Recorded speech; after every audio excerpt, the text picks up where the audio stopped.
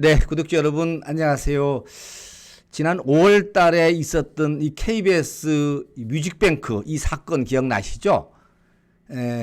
임영웅 님이 신곡을 가지고 그 1위 후보에 올랐었는데요. 결국 르세라핌이라는 이 신예 그룹 여자 걸그룹한테 밀려서 그때 2위를 했었죠. 근데 사실 2위를 할 때 많은 분들이 문제가 있는 것 아니냐? KBS가 갑질하는 것 같다. 이런 얘기가 나왔었죠.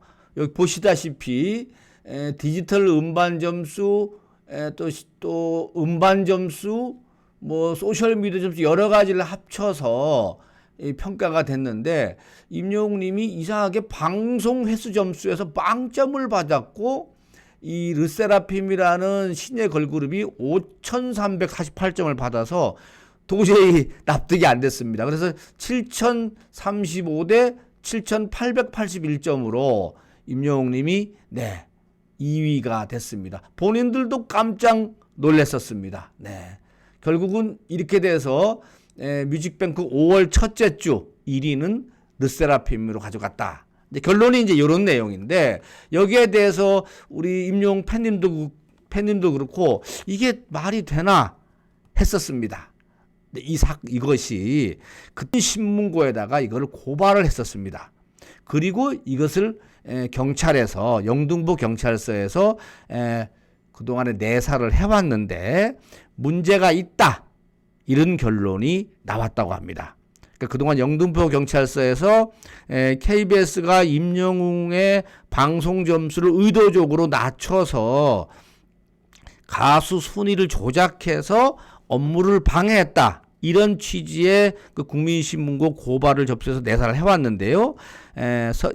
최근에 영등포 경찰서에서 입건했다라는 보도가 지금 오늘 막 나왔습니다. 이 보도는 단독으로 해서 스포츠 경향에서 임영웅 방점 조작 피해 KBS가 결국 입건을 했다 이렇게 보도를 했습니다. 이 입건이라는 게요 어떤 의미냐면은 이런 의미가 있다고 합니다. 피의자 범죄 혐의 사실이 인정이 돼서 사건이 성립된다. 그러니까 그동안에는 피의자라고 안 하고 그냥 내사 뭐 보통 이렇게 얘기를 하지 않습니까? 그런데 이것이 범죄 혐의가 성립이 된다. 이렇게 되면은 문제가 커지는 거죠. 그러면은 그동안에는 KBS 관계자들이 뭐 용의자니 뭐 이렇게 얘기를 하지 않습니까? 그리고 참고인 신분 이렇게 되는데 이것이 정식으로 사건화가 되니까는 피의자 신분으로 바뀌게 된다는 겁니다. 뭐 상황에 따라서는 뭐 구속도 불구속되는데 뭐 이것이 구속까지야 되지 않겠지만은 그러나 KBS가 당시에 이 점수를 이렇게 하는 것은 문제가 있다라는 경찰에서 보고 있는 겁니다. 조금 거슬러 올라가 보면요. KBS 관계자를 그동안에 경찰은 참고인 신분으로 불러서 내사, 입건 전에 조사를 해왔고요. 또 KBS도 여기에 뭐 채점 기준과 관련된 자료를 제출했다고 합니다. 1차적 결론이 입건이라는 건데 앞서 제가 말씀드린 대로 문제가 있다 이런 얘기입니다.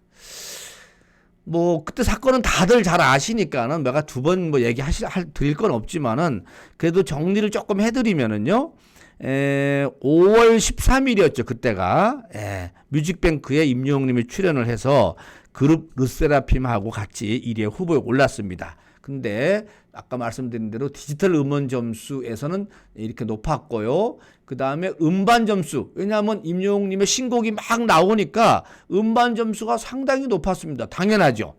그리고 지금 밀리언셀러가 될 정도로 많이 팔렸지 않습니까? 그래서 음반 점수가 5,885점, 당연히 1위를 하는 줄 알았는데 그런데 느닷없이 방송 횟수가 빵점에 5,300점이 돼서 이제 2위였잖아요. 그런데 나중에 왜 임영웅 님이 방송 점수가 빵점이냐 했더니만 KBS가 해명하는 데서도 문제가 있었었죠.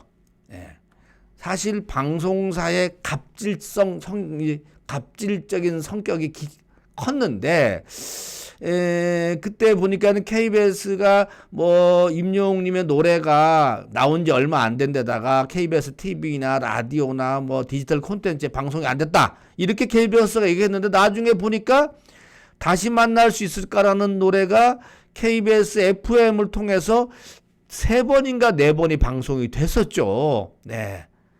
그러다 보니까는 KBS가 또, 그게 아니고 뭐 이렇게 해서 입장을 계속 바꿨는데 어찌됐든 KBS는 문제가 있다. 이릅니다. 뭐 아직 결론이 난 건 아닙니다. 결론이 난 건 아닌데, 앞으로를 위해서라도 이 부분은, 진상이 명명백백히 밝혀져야 되고요. 그리고 그에 따라서, 방송계에서도 바로 잡아야 됩니다.